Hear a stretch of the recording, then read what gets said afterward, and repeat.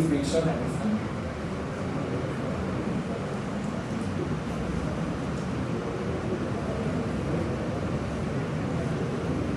A vivacious good morning to each and everyone present in this august arena. I, Sunny Singh, on behalf of Spartacus, the Political Science Society of Ramjas College, welcome you all to the second edition of Professor B.R. Mehta Lecture, instituted in 2019 in the honor of Professor Mehta, a renowned scholar and an alumnus of our department. A PhD under Stephen Lewis and Isaiah Berlin, Professor Mehta was also a Vice Chancellor of University of Delhi. As you all know, today's lecture will be delivered by Honorable Professor Rajeev Bhargava on Ashoka's Dhamma and the roots of India's pluralist imaginary. Now, I invite Aditya to come up and tell us something about Spartacus. Over to you, Aditya.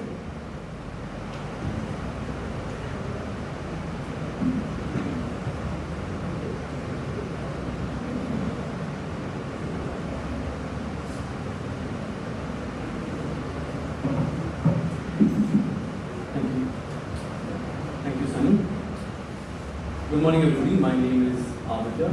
I am a second year student of the Political Science Department at Ramjas College. Welcome to the first offline lecture which is being organized by Spartacus, the Political Science Society of Ramjas College, after a gap of almost 2 years, if not more. We at Spartacus believe that political science and social sciences is all about debate, critiquing and questioning everything that is known. What good is your fundamental right to freedom of speech if you cannot exercise it to question the established norms of society? In keeping with this very spirit of Spartacus, today's lecture has been organized. India's pluralist imagination has always been an issue of contentious academic debate. At the time of independence, several commentators, specifically the Western commentators, scoffed at the idea that India as a pluralist society could ever transform into a successful nation. In recent times, when arguably India's pluralist credentials stand at a standpoint where in troubled times they are under a scathing attack, it becomes even more relevant that we talk about India's pluralist credentials and how they have their links in the Ashoka's understanding of Dhamma. And that is why this talk that Professor Bhargava is about to give becomes a very fascinating academic standpoint to explore. Looking forward to a great and enriching experience. Thank you.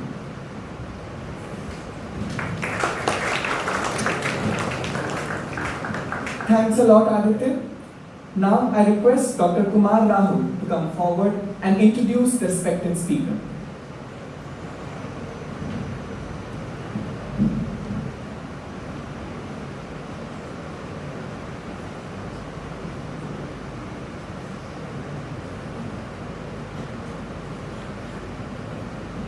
Good morning, everyone. Professor Rajeev Bhargava, my colleagues in the Department of Political Science, my dear students. This is, as Sunny already said, this is the first offline event that we are organizing in Ramjas College. So we got the permission with much difficulty. This conference hall was not in a good shape. Somehow we managed to get it ready in a day or two. And you can see the enthusiasm in our students. They are so keen to hear you. First of all, I would like to introduce Professor B.R. Mehta, because this generation perhaps doesn't know much about him. Professor B.R. Mehta, a renowned scholar, is an alumnus of Ramjas College and particularly the Department of Political Science. He passed out way back in 1965 and he has taught here for a while.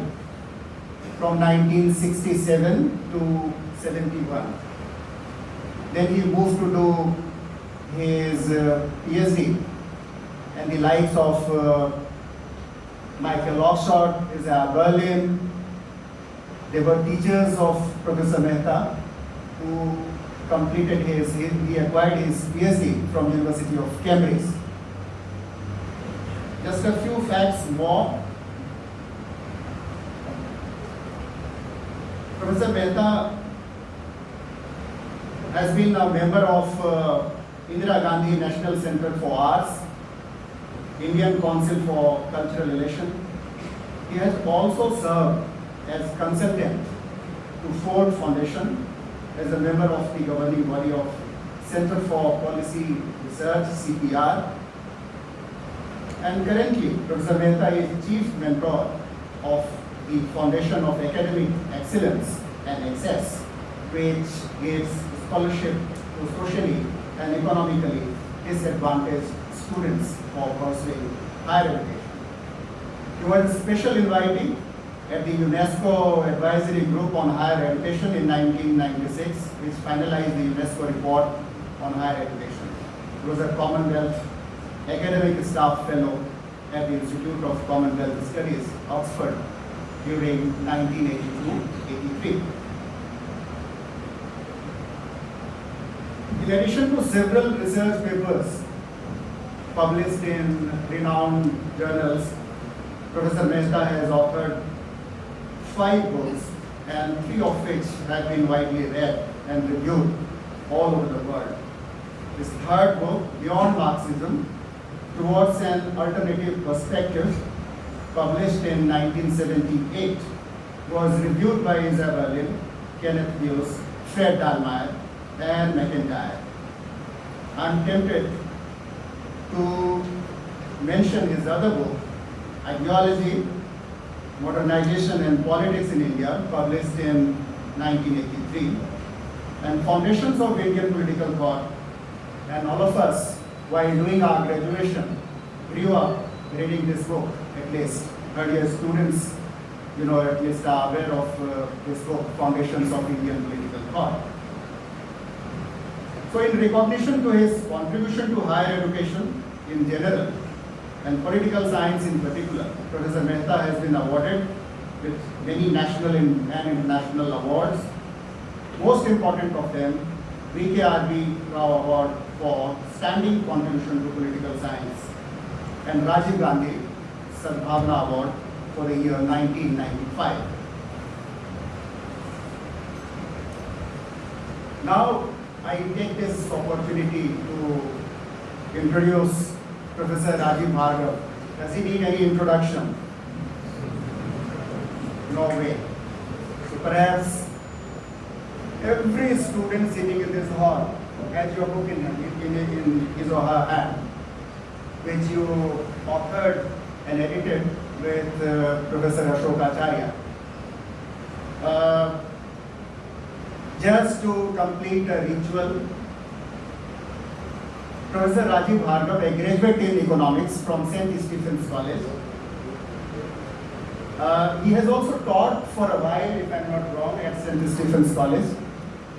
And Professor Bhargava has a PhD in philosophy of social science from Oxford University under the supervision of Stephen Hughes. I'm sure all students know about him, Radical View of Power, and Jerry Cohen, but he is deeply influenced by Charles Taylor. Professor Bhargava, after a while he was teaching at St. Stephen's College, thereafter he moved to CPS JNU, where he taught till 2000. I'm sure many of your students are there in the crowd, and almost half of the faculty, has also been taught by Professor Bhargava. He has headed the Department of Political Science, Delhi University, from 2001 to 2005. He was director of CSDS, Center for the Study of Developing Society, from 2007 to 2014. He has held faculty positions at various universities, which include Harvard University, University of Bristol, Columbia University, ACU Sydney. He has been a consultant for UNDP report on cultural liberty. He has a long list of publications to his credit. I mention just a few. Individualism in Social Science, brought out by Clarendon Press, Oxford in 1992. Secularism and its Critique, published by Oxford University Press in 1998. Multiculturalism, Liberalism and Democracy, again published by Oxford in 1999. Politics and Ethics of Indian Constitution, published by Oxford 2008. What is Political Theory? Why do we need it? Published again by Oxford 2010. Promise of India's Secular Democracy, published by Oxford 2010. Secular States and Religious Diversity, published by UBC Press, Vancouver. And Introduction to Political Theory, co-edited with Professor Ashoka.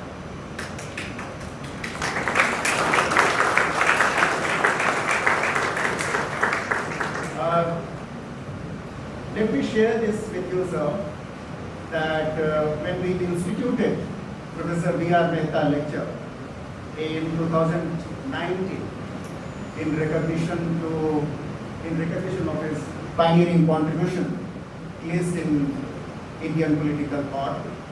So the first Professor V.R. Mehta lecture was delivered by Professor Ashoka in 2019, and he spoke on liberal moraines of Indian pluralism.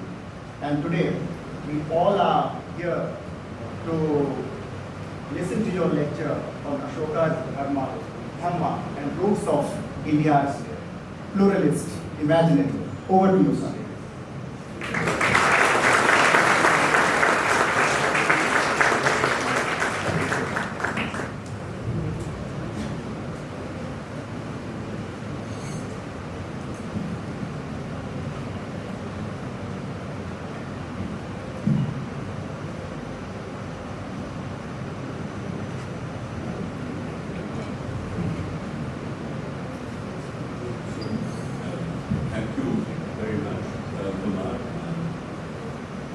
Thank you all of you. You're taking some risks. My assembling here in this auditorium. So I'm really grateful that you're all here and also that you are prepared to suffer covering your mouth and nose for maybe an hour and a half or so. I must also confess that I'm completely ill-prepared for this lecture. I have given lectures on Ashoka, but it's been a long time since I actually gave a lecture face-to-face, physically. So I'm really out of practice, and even this time, the notice was really short in the sense that I wasn't sure whether I'd be able to do it. We just decided within the last 4 or 5 days that this is going to happen, so, and I haven't had the time to gather my thoughts. I simply printed out something and I brought it here. Normally this is not my style. I don't read, and I hope today also I won't read very much, but I still have to, have these. I read from my notebooks, meaning I rely on something which I've jotted down. But today I've got this as well, so I don't know what when I'm going to look at this, or my notebook, or neither. We'll see how it goes. Professor Mehta has been a very dear and preeminent colleague think I've heard of him earlier, but I first met him in 1984 in Baroda. There was an international conference which was organized by Professor Bhargava. And many of us, all political theorists at that time, we all assembled there. He had the power to attract many people. So we were all there, and that's the time when we came to know each other a bit. Then he had invited me. Civil was building India, and I had a chat with Professor Mehta, so he generously invited both of us to Jaipur, and we spent a lot of time with him. Pratap at that time was in school, and we heard that he would be going to Oxford, but didn't take a chat with him. But later, Pratap was in Oxford, and at Harvard, and we spent a lot of time together. Okay. And I must say that two more things before I start.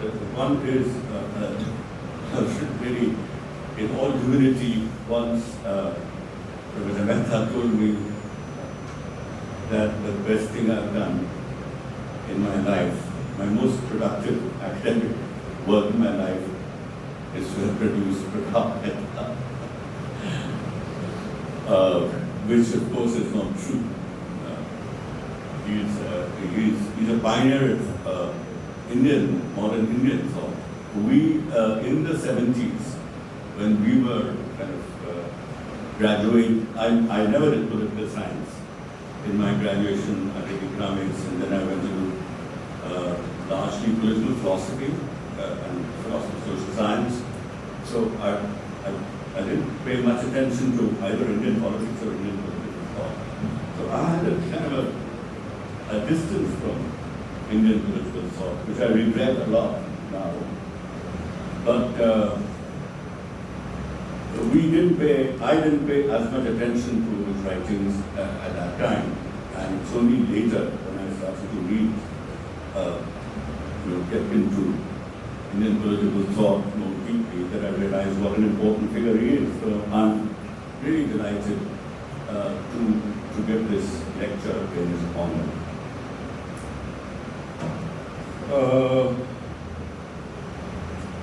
So we all know that, a lot of people have talked about how tolerant Indian society has been in the past. Can you hear me? Is it okay? If I'm not heard, then just let me know. No less a person than Max Weber mentioned that we are a free, open, and tolerant society. India has been. The popular historian H.G. Wells also talks about it, and in particular he talks about Ashoka as having played a very important role in the creation of this tolerant society. Nehru, in Discovery of India, also spoke of it. So, and we keep hearing all the time, this is part of our public discourse. We are a tolerant people, we are a tolerant society. And actually, if you look at the history you look at a certain text and you look at the history,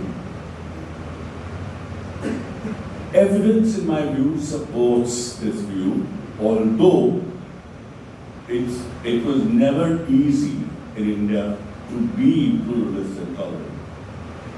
There are all kinds, and I'm here talking only about ethical views. I'm not talking about social mores. I'm not talking about caste, which has much more to do with social practice. So we know the history of caste in India is not a very, what should I say, not an honorable one. But I'm leaving that aside. I'm talking about how people's conceptions of the ultimate good, people's conception of, what gives them ultimate self-fulfillment, self-realization. And there, I think, we have had perspectives and views, some of which depend entirely on multiple gods and goddesses. That's been a very old tradition in India. You don't talk about one god, you talk about many gods and many goddesses. You have different gods performing different functions. There are different gods and goddesses with different competences, with different cosmic powers, and each of them is, as important as the other, and there is no contradiction or incompatibility between worshipping one god and worshipping another god. This is something which is true even today. But there have been views in India which have also talked about one God. And initially it was what we might call inclusive monotheism, right? One God, but takes different forms, has different names. As Gandhi, rightly said, Allah Tero Naam, Ishwar Tero Naam. And this is there in Guru Nanak, it's there even earlier, that you translate, there is a semantic exchange. You translate one God into another God. God of one culture becomes another God performing the same function or different functions and in some other culture. So this used to happen quite a lot. But the idea was that there is one God which is found in different, which is embodied in different gods and goddesses, with different gods and goddesses. And in at the later stage, you have the concept of Ishvara. But also, particularly in the medieval period, it is possible that without the influence of Islam, but I am not a historian, I can't say. There was also this view that of a nirgun,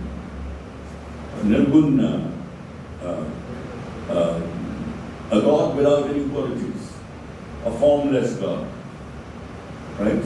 And so no worship of gods and goddesses who are sagun, but somebody who is without any qualities, formless. So that's very similar to the Islamic view. And we know that Kabir is one of the Kabir and Nanak, they all talk about a form, this nirgun. But surprisingly, in the past, in India, there were also perspectives, ethical perspectives of self-fulfillment, self-realization, the ultimate good, which were entirely independent of gods, goddesses, and God. And this you find until most philosophers in India. This may be a surprise to you. I'm talking about philosophers. Most philosophers in India between the 1st and the 9th centuries after the Common Era, they were all what we now call atheists. They didn't believe in God. Massive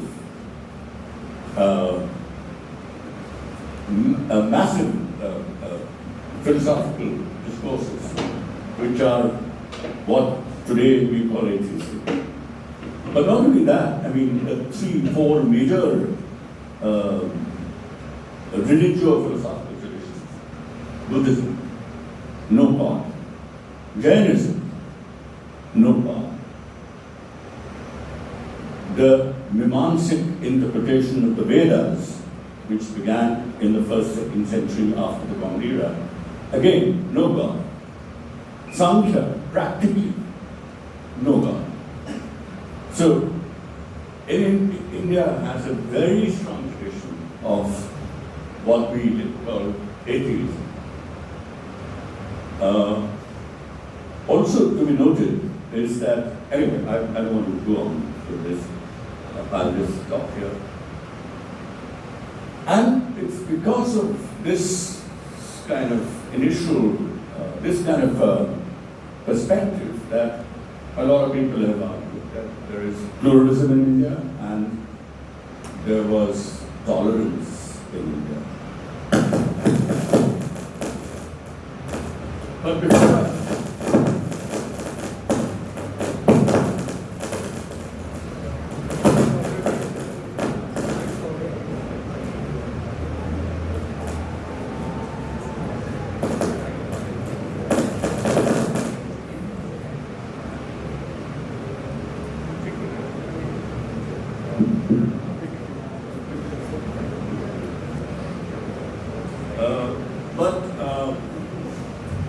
so, as I said, I will talk about Ashoka's Dhamma, but before that, for about 10-15 minutes, and I hope I don't take longer, I will come to a recent view which attacks this idea that we had tolerance and pluralism.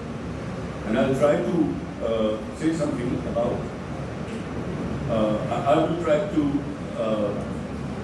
critique this view, which challenges that India did not have this pluralist imagination. And his view is by a retired professor of Sanskrit at Oxford, whose name is Alexis Sanderson. And he says, and I quote, "In many regions and periods, there was indeed an enviable degree of peaceful coexistence among religions. But," he goes on to say, "this has to be explained not by some intrinsic features of these religions, which leads inevitably to the overlooking or dismissing of contrary evidence, but in terms of a balance of influence or balance of power, in which no one religious tradition was in a position of such strength that it could rid society of its rivals." It's very important. So what he's saying is that because, it's not because the people are pluralist and our religious perspective was pluralist, not really that. It's just that all groups, religious groups, they had equal strength and equal power. And they balanced each other out. Nobody had enough strength. So the idea here seems to me, and I find it very difficult to believe, the idea here seems to be that they were actually itching to get rid of the other. But they could, because he was also as powerful. So the result would have been a civil war. And the loss of lives and suffering for everybody. So people decided that it's not worth paying that price, and therefore they remained in this state of equilibrium.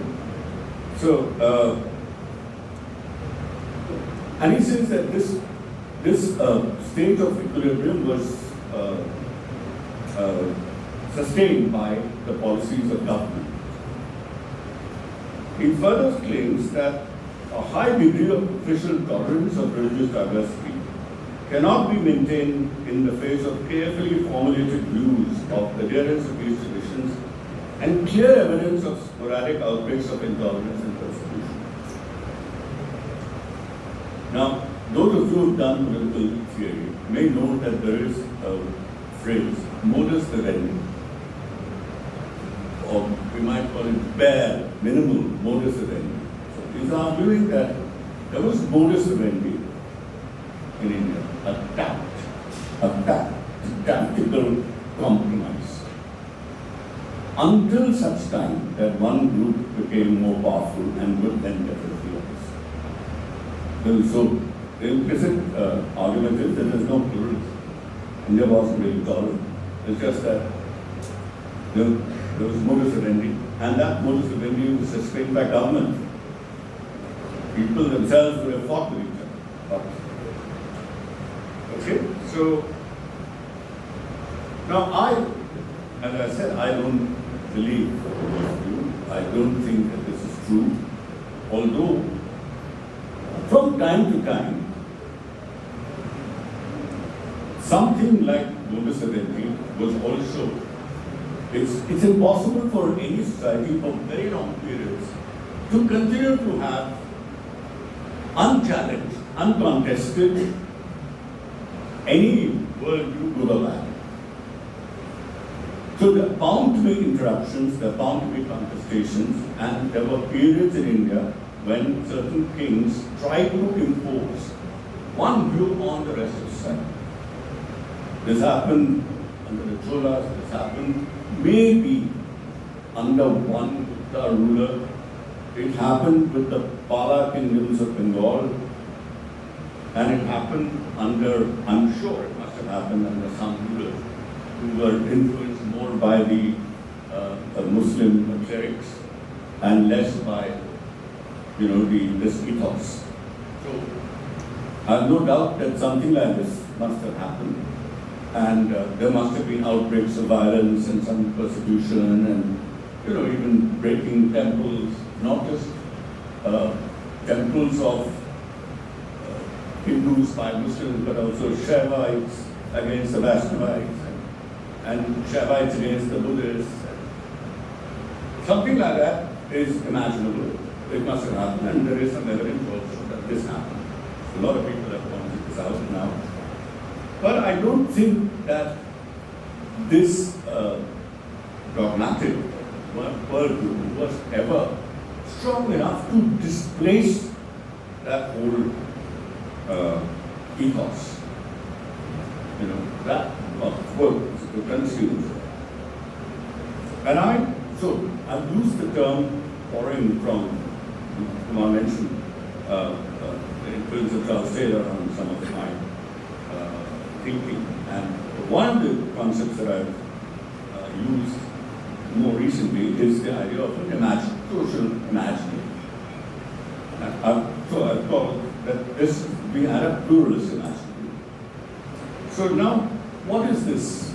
I want to spend a little bit of time on this term pluralist imaginary. And I would like to argue that we had a sustained and continuing pluralist imaginary until at least the 17th century in India, which was challenged but never dislodged. It remained. And that is the source of all those claims that people make about India's pluralistic thoughts and governance and so on. There is a lot of truth in that. And it was unsettled only after the advent of colonial modernity, and that process which started in the 18th century is continuing even today, which is what we see in our own times. An attack on pluralism and the attempt to impose one view on everybody. Okay, so what is social imaginary? Now, the phrase was used by a French philosopher called Cornelius Castoriadis, but I think for our purposes we can credit Professor Charles Taylor for having clarified and given meaning and depth to this idea. So what is it? So first of all, an imaginary is to be distinguished from a theory. Some of you may have read, this was a pre-reading of this particular part of Charles Taylor. In one of my chapters in the Introduction to Political Theory, I've given maybe some of you have read it, but I've given a list of what are the distinguishing features of theory and how that is to be distinguished from, say, a cosmology or from other reflective, other forms of reflection, which are not theoretical, but which are still, which involve thinking. So, I think in keeping with that, now I'm using the term imaginary. An imaginary is to be distinguished from explicit theories and doctrines. These theories and doctrines are in the possession of aids that self-consciously generated.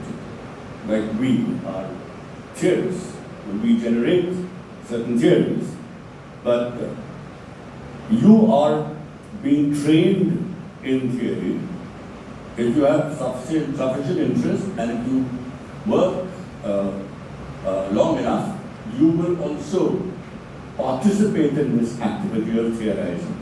But ordinary people, don't have any reason to theorize. But they have a lot of reason to think, to reflect. So it's not that they don't it's stupid to think that ordinary people are not thinking. They're thinking, they're reflecting, but they're not theorizing all the time. So theories are the work of a small group of people that may influence others or may not influence. That is an entirely different story. But an imaginary, on the other hand, refers to the ways in which large sections of people imagine their social and collective existence. So the work of imagination is going on all the time among people, and they are imagining how they live, how they come together, so on. So first of all, it's something which is widely held, commonly held, and imaginary. It's not the possession of a few intellectuals, the theorists.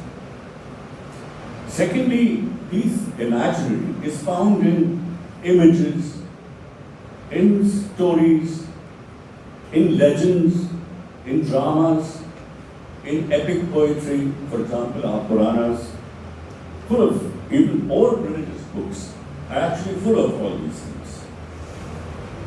You look at the Bible, full of stories, look at the Quran, full of stories, look at the Mahabharata, the Ramayana, and all the Puranas, and they're not philosophical texts where people are arguing and clarifying certain concepts, and there's no theory going on in all these. They are what we might call mythic. Narrative is more important, not abstract theorizing. So this is where imaginaries are found, and they are held collectively. Theories are the work of even, of course, this is also social activity, and people have to, but you can imagine theories working on their own, and a theory being generated by one person, whether it is in natural sciences, Einstein's theory of relativity, or Marx talking about theory of ideology. They credit other people, but you can attribute it to one, to that person. But imaginaries is not attributable to any one person. And this is also testified. I mean, there is nobody who wrote the Quran. There is nobody who wrote the Mahabharata. We can attribute it to Vedas and to Muhammad Sahib. It was revealed to Muhammad. The Bible, you can't attribute it to any single author. There is work over centuries, accumulated, put down. And even if you believe that Quran was revealed to Muhammad, actually the Quran comes after the Old Testament and what later came to be called the New Testament, and it's built on that. So there's a whole tradition. And it's full of stories, and these stories are common, the names are common, whether it is, Jibreel and Ibrahim, and Abraham and Gabriel. I mean, it's Yeshu and Jesus. We find these are common, right? Okay, and the final thing is that this is a common understanding, which is both embodied in people's practices and these images, and it enables these practices. This is a difficult point. I mean, I don't expect you to understand it immediately. Maybe we can discuss it when we roll questions. But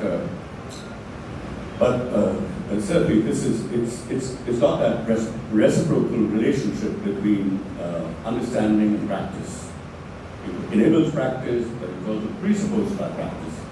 And this presupposed by practice is very important, because it's very often people are not even conscious of it. It's tacit. Because it's been pushed into the background. It's part of our background understanding. And I'll give you an example from today, from our recent times, to explain this, and then I'll come to Ashoka. Uh, Take, for example, the theory of gravity or the principles of gravity. Now, nobody, when we are walking, talking, standing, sitting, we don't always, most of us don't even know that this is all possible because the world follows the principle of gravity. It's just, but without that idea that we are all attracted by the gravitational pull of the earth, and the earth itself is going around the sun because of the gravitational pull of the sun, none of this will hold together. This is all presupposed by us. We talk, we walk, we speak. We catch a ball which is coming from up there. All of this, we keep doing all this, but we have no idea. No, we don't have to. Children also know this, but children have no theory. Most ordinary people don't know that there is a theory of gravity. It's just something which is presupposed. It's part of our imaginary. It's something which is tacit. It's in the background. It's not possible for us to live without it, but we are not conscious of it. So that's not the nature of it. And what I argue, and I'm not going to explain this, I won't even give any more examples. I had an example of Gandhi's protests.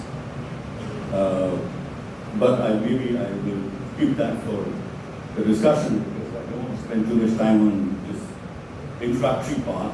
I want to come straight to Ashoka. But the point is that a lot of what we do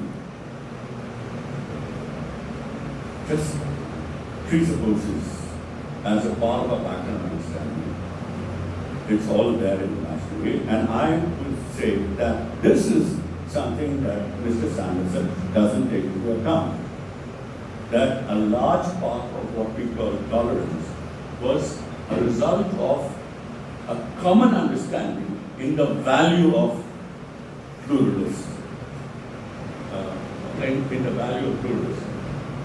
It's something which is part of our common imagination, which we are not conscious of that. It's not necessarily present in the doctrines, but something which is presupposed. It was there in our actions. People didn't even think that the other group is something to be eliminated. That idea was not there. Because the other, you could fight with the other, you can even be violent towards the other, you can disagree with the other group, but you never thought that this other group is an existential threat and that your existence is threatened merely by the group's presence. And therefore you have to get rid of it. That idea was not there. It's something which it was just presupposed that the others are always around us. So, in a sense, pluralism was part of a natural landscape. It's just assumed. Just as we don't question the Himalayas, likewise we didn't question that this is the case, that we are always with other people who are very different from us. And that's what I meant by saying this is part of our pluralist imaginary. And now I come to, before, I don't want to spend too much time on the rest, let me just come to Ashoka. Because I believe that one person who was hugely responsible for the creation, not single-handedly of course, he had his predecessors, but somebody who articulated in a very robust way, which then people again forgot. This idea of pluralism, which again forgot, but they didn't cease to live by it. Because what Ashoka said became part of pluralist imaginary. Actually, it refurbished and generated a new form of pluralist imaginary. And the roots of our pluralist imaginary are really go back even earlier than Ashoka, but really Ashoka has a very important role to play in the generation of this mass. Okay. So, there are two edicts which are extremely important for Ashoka. How is that? There is nothing. I'll go even quicker. Because there are two edicts which are very important. You know that is there anybody who hasn't heard of Ashokan inscriptions here? Ashokan edicts. Everybody knows them, right? I don't have to explain like I have to some international audiences. I have to explain to them, we have this guy who lived in 270 or 270 BC, ruled in this period, he left behind many inscriptions. They are in different languages, all over India, Nepal, what is now Pakistan, Bangladesh, Afghanistan, and in Brahmi script, in Aramaic script, in Greek script. I can go on, but for that, please read Ramjas or Upinder Singh. You will find all this. But let me come straight to two of the many inscriptions that Ashoka left behind, which inscriptions are extremely relevant to establishing India's purpose.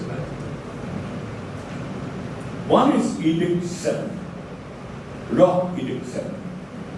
Well, actually there are three. One is Rock Edict 7, another is Rock Edict 12, and Major Rock Edict. And the other is a Pillar Edict. It's a 7th Pillar Edict.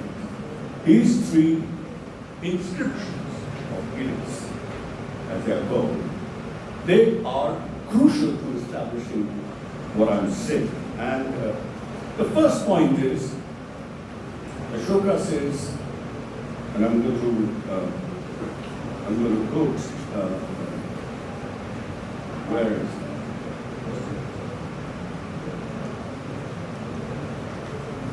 Yeah. So Ashoka always, most emperors at that time, and this was true even later in Mughal emperors, when they never called themselves by they didn't say I. They always refer to them in the third person. Very important. You have to note this. This third person reference is also very common these days. आपको याद होगा. तो ये third person reference emperors की और दूसरे लोग भी थोड़ा हिंदी तो आते हैं. हिंदी में तो कोई प्रॉब्लम नहीं. Is there anybody who is not a Hindi speaker? Because there can be. So, all these people refer to themselves as, so Ashoka referred to himself as beloved of the gods, Priyadarshi. Okay? Priyadarshi. No, that is one. Priyadarshi is one. So, Devanam Priya. Devanam Priya is beloved of the gods. So, he referred to himself as, and everybody also referred to him as Priyadarshi or Devanam Priya. That's it. Applauding this point. Unlike a whole lot of kings and emperors at the time, began by saying, जो भी होता है, महाराज, राज, ये वो शहंशाह, वो मतलब 15 चीजें पहले बोली जाती हैं उनके बारे में और उनका नाम नहीं होता. ये सब चीजें. तो ये भी एक बहुत ह्यूमिलिटी की बात है कि अशोका एक छोटा सा फ्रेज अपने लिए यूज करते कि देवानाम प्रिय बस. और देवानाम प्रिय is also not very clear whether he is talking about some deities or he is talking about other kings. So basically I'm loved by other kings as well. That's it. No more.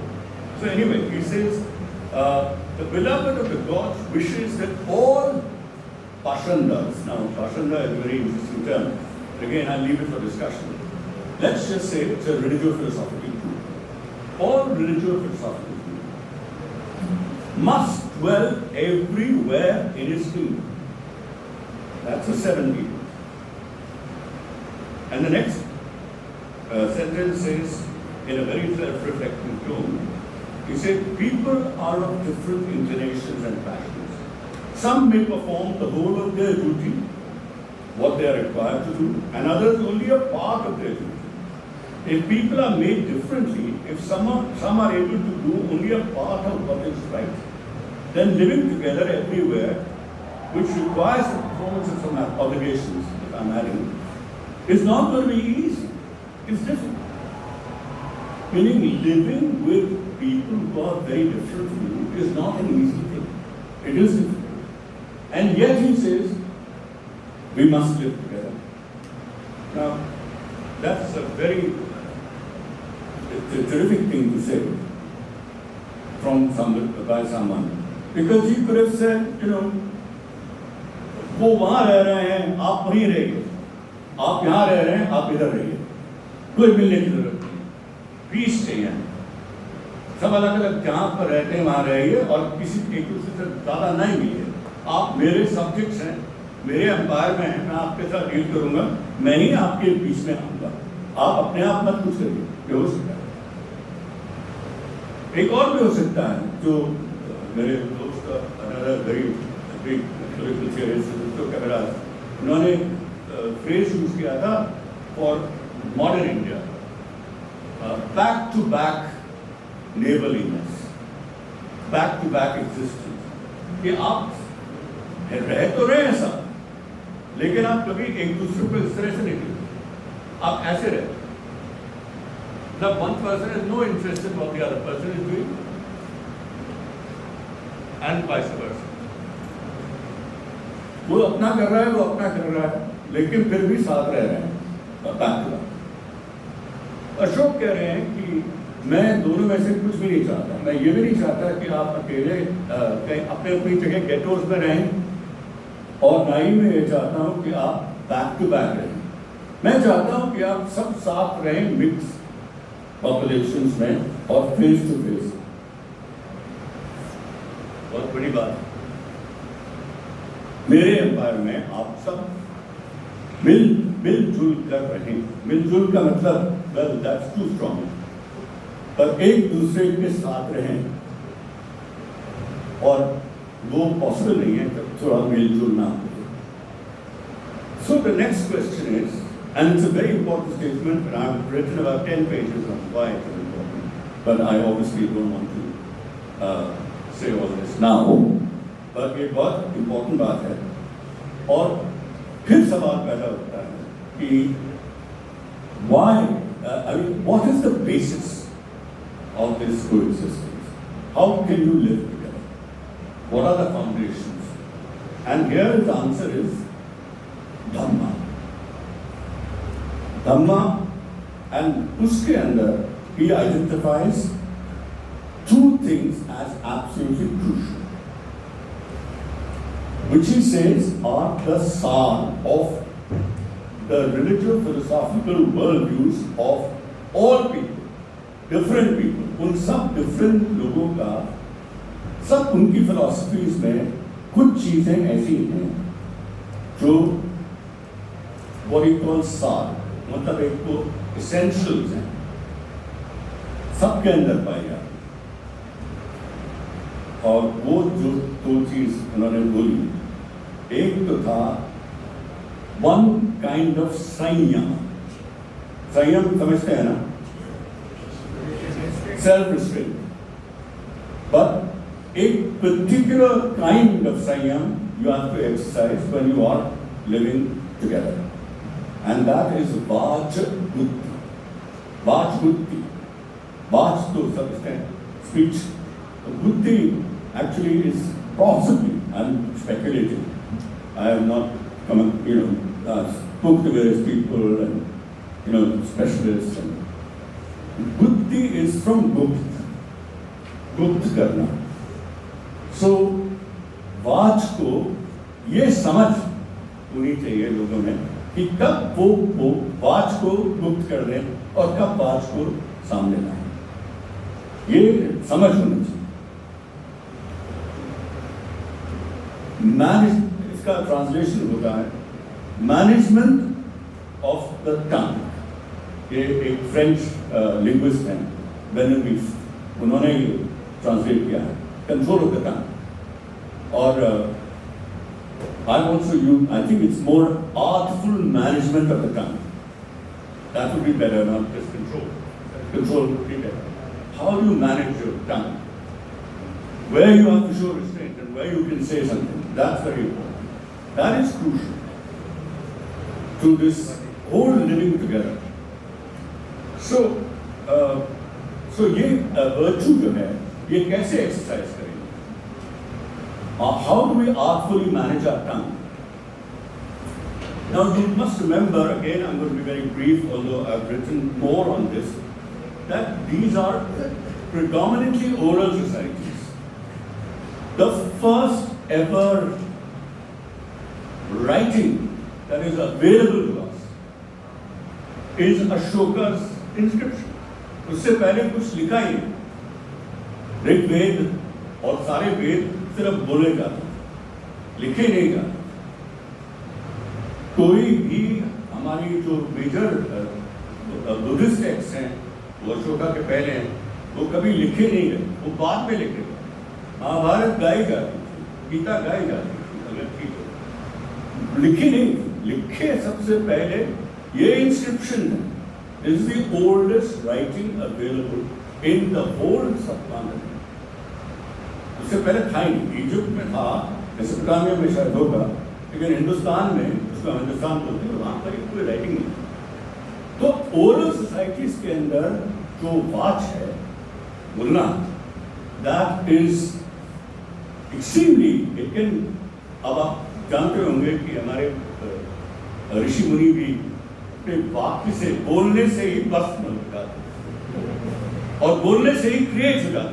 इतनी magical potence, ये imagination की बात है. The point is that you really felt humiliated if you were insulted, as if it was even more than being beaten up. And people were also prone to excessive self-praise. मैंने आपको बताया वो अशोक और सारे emperor जो थे अशोक से पहले और अशोक के बाद भी, वो अपने आप को जब बोलते हैं तो ऐसा ग्लोरीफाई करते हैं अपने आप को, जैसे कि इनसे पहले कोई हुआ ही नहीं और ये सब कुछ है. And so on. सो ये excessive self praise and excessive hate speech were very common. Which is why Ashoka says कि वाच बुद्धि is the most important virtue, a social virtue, if we are to live together. So the question arises, what is it that you, which speech? आप speech को तो वो नहीं कह रहे कि आप कंट्रोल करके वो चुप्पी साधने को नहीं कह रहे ना, आप चुप रहेंगे, ये नहीं कह रहे. Artful management of the tongue. कब क्या बोलना है, कैसे बोलना है, इसका ध्यान रखना पड़ेगा. और ये this is not letter people are talking about rights and so on, but right की बात नहीं, ये एक सोशल एटिकेट की बात है, एक सोशल नॉर्म है. ये समझ से लिंक अंडरस्टैंडिंग. तो क्या this is, you know, when people live together with differences, they are bound to dislike something in other groups. ऐसा तो है नहीं कि otherwise difference ही नहीं होगा. सब कुछ ही हम लोग, अगर दूसरे से हम बिल्कुल ही सब कुछ उनका मानते हैं और उनको कहते हैं वाह क्या बात है, तो फिर हम वैसे ही बन जाएंगे, क्या जरूरत है अलग होने की. पर हम डिफरेंट हैं तो डिफरेंसेस को जनरेट करेंगे, कुछ ऐसी चीजें हम देखेंगे, कहेंगे कि यार ये ठीक नहीं है. You find them dislikable. So you say, well, you can be critical of others, but be critical only when you have good reason to. Very important point. मतलब आप एकदम से वो मेरे मुंह से निकल गया, ये बात नहीं चलेगी. सोच समझ के बोलिए, क्रिटिसाइज करिए, लेकिन क्रिटिसाइज तभी करिए जब आपके पास कोई अच्छा कारण हो. कम से कम ये जरूरी नहीं है कि वो कारण सही हो, पर वो अच्छा तो होना चाहिए ना, उसका अंडरस्टैंडेबल गुड रीजन होना चाहिए. वो तो डिबेट पे ठीक होगा कि वो सही है गलत है. So that is one. Criticise the other. Don't withhold criticism. That's the mark of toleration. आपको पता है अंग्रेज यूरोप में toleration का idea आया 17th century, and that idea of toleration was you refrain from interacting with or interfering in another person, even when you find it very disagreeable, and even when you have the power to intervene. अब तुम्हारे पास तुम hate करते हो किसी को, privatise private करते हो। ये बहुत लोग सोचते हैं कि पब्लिक डोमेन के अंदर एक दूसरे के साथ रहना है तो कितना भी हेटरेड है अपने पास ही रखो, दूसरों को मत। अशोक इसमें बिलीव नहीं करते। वो कहते हैं कि आपको क्रिटिसाइज करना है तो आप क्रिटिसाइज कीजिए, लेकिन पहले सोच लीजिए कि वो if there is a good reason, and then he says that's not enough. Even if you have a good reason, do it on an appropriate occasion. Occasion भी उसकी भी समझ होनी चाहिए कि कहाँ पर करना है और कहाँ नहीं करना है। अब मैं एक भीड़ है उस पर मैं बोल रहा हूँ, क्रिटिसाइज कर रहा हूँ एट एन इलेक्शन टाइम, वो तो ठीक नहीं। क्या पता क्या उसका असर पड़े लोगों पर। लेकिन अगर मैं एक डिस्कशन कर रहा हूँ किसी के साथ,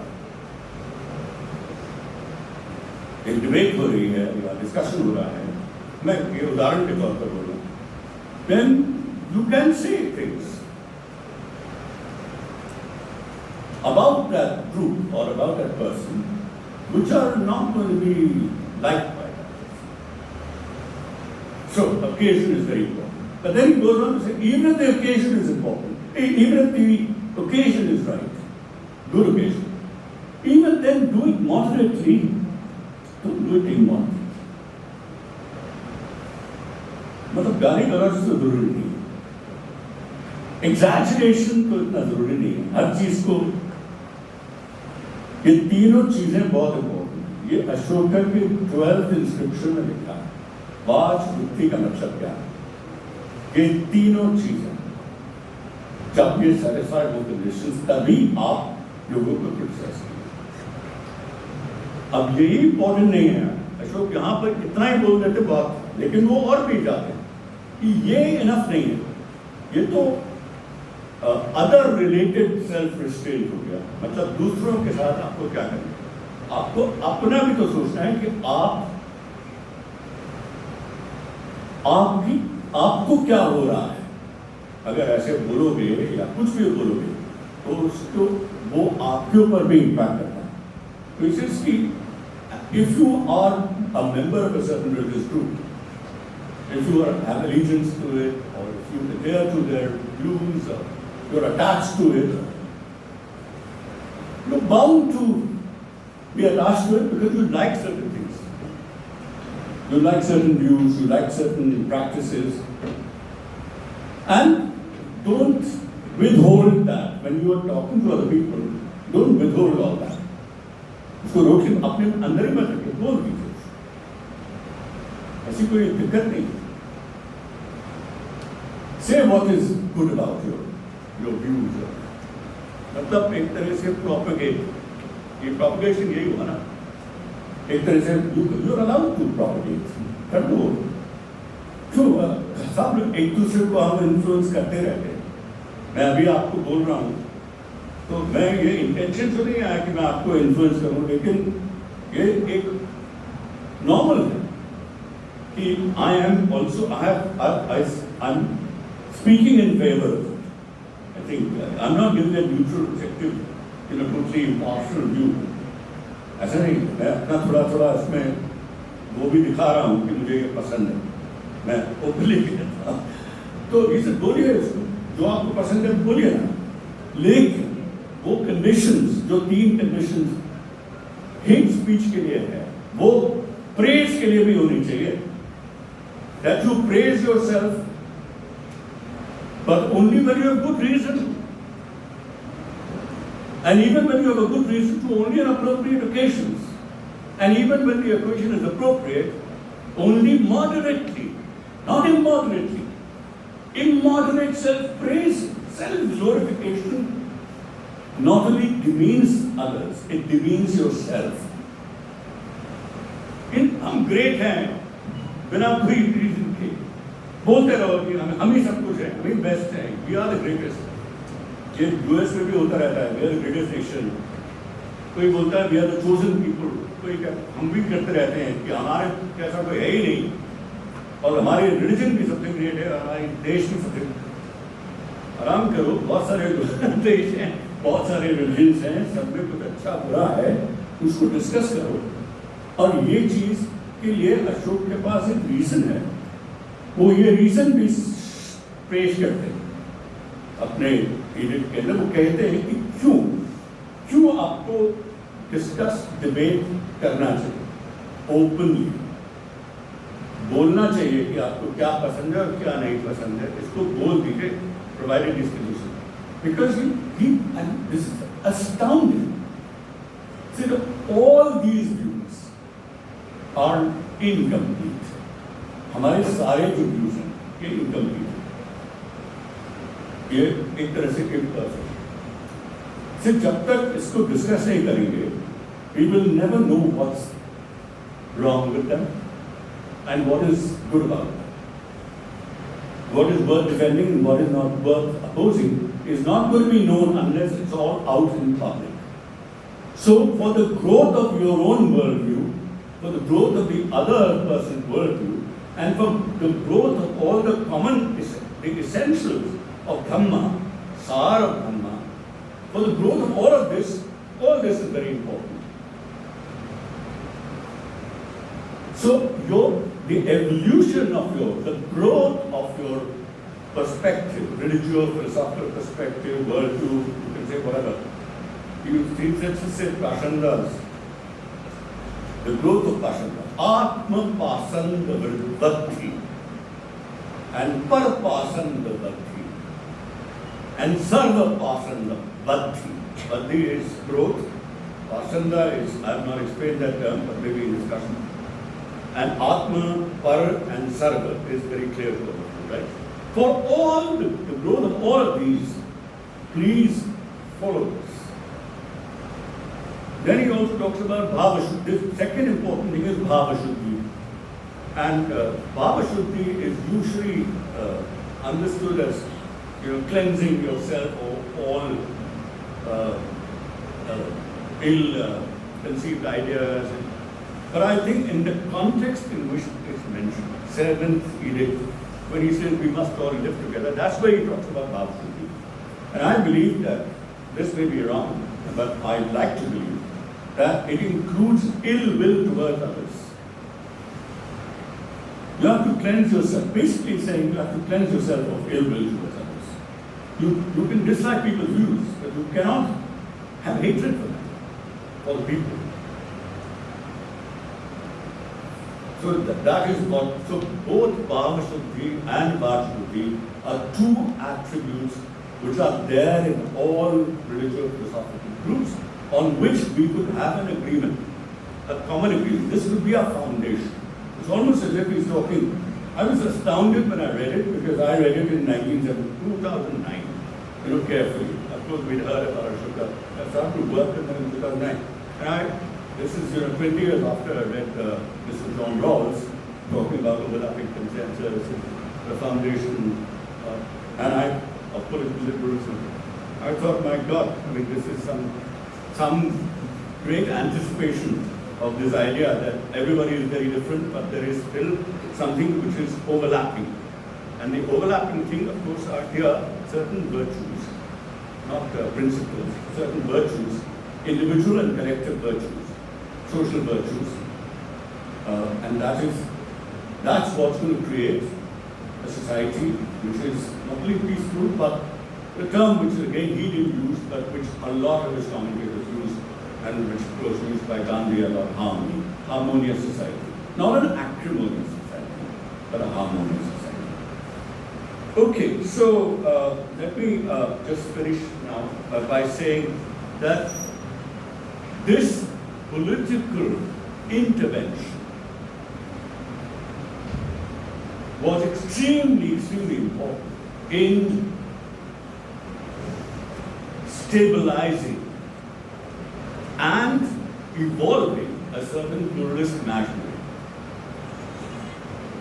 which I believe, without, it's not that it was uncontested, and there are lots of contestations I mentioned, but one of the biggest, the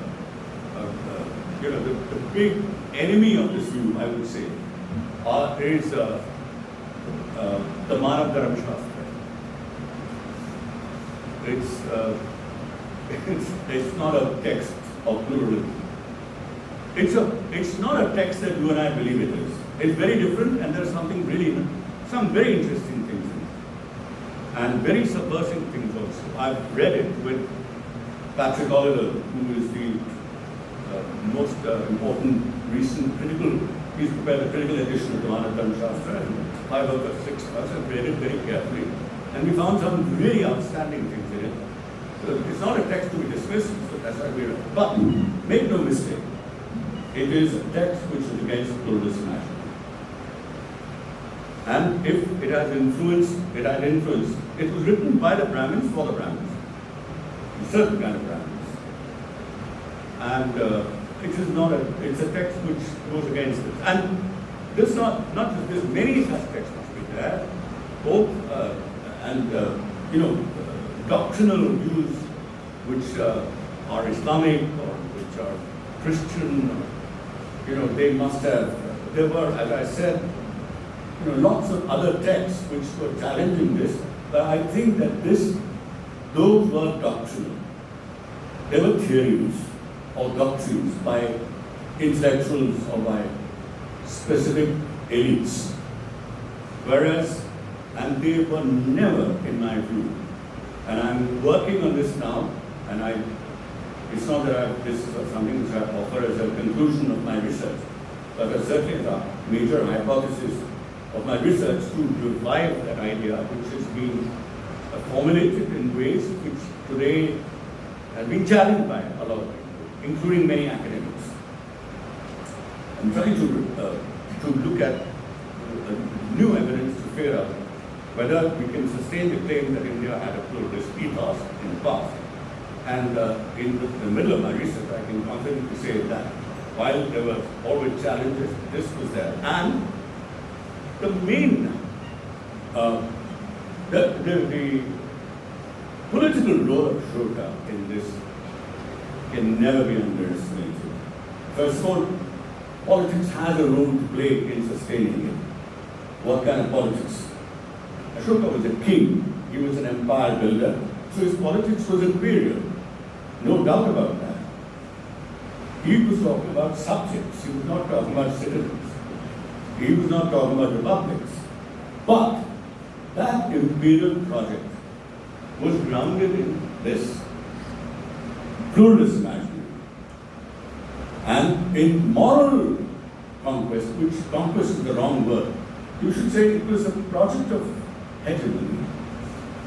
And a hegemonic project is very different from a project of domination, and certainly a project of violent conquest.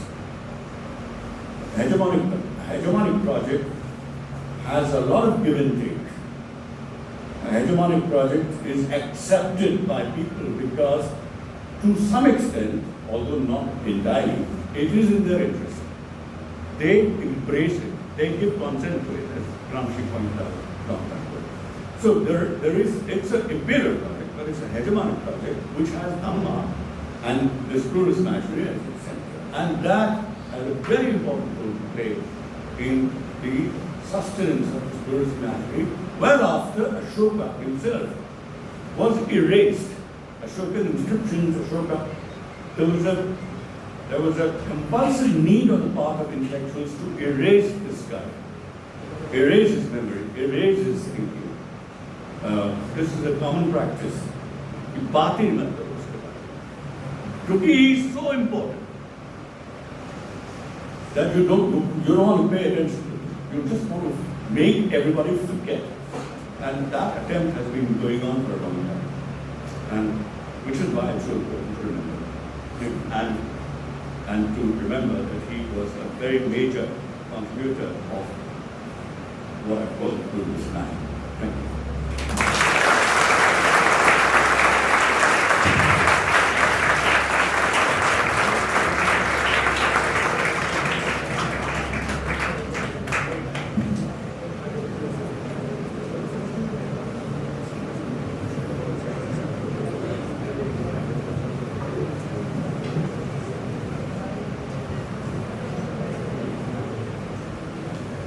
Thank you so much, sir.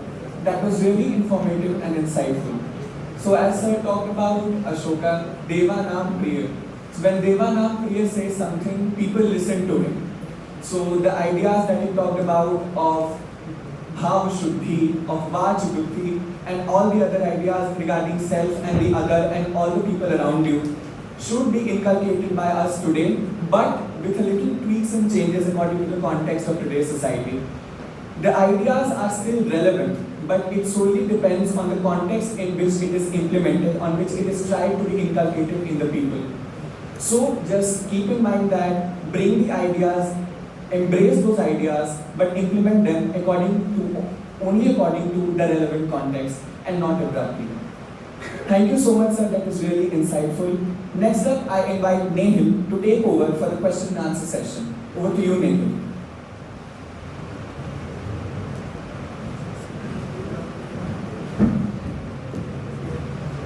Absolutely mesmerizing, sir. I have received a text message from Professor Mehta. I am deeply touched by the generosity of the Department of Political Science, Ramjas College. I wish I could join. I am indisposed. Rajiv is a very profound scholar, and it would have been a pleasure listening to him in person.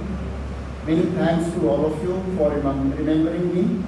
My best wishes to you, and regards to Rajiv.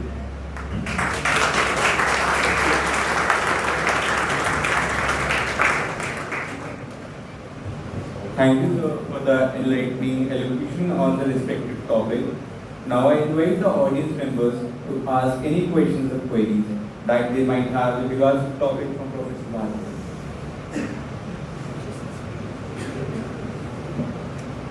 Speak up from there.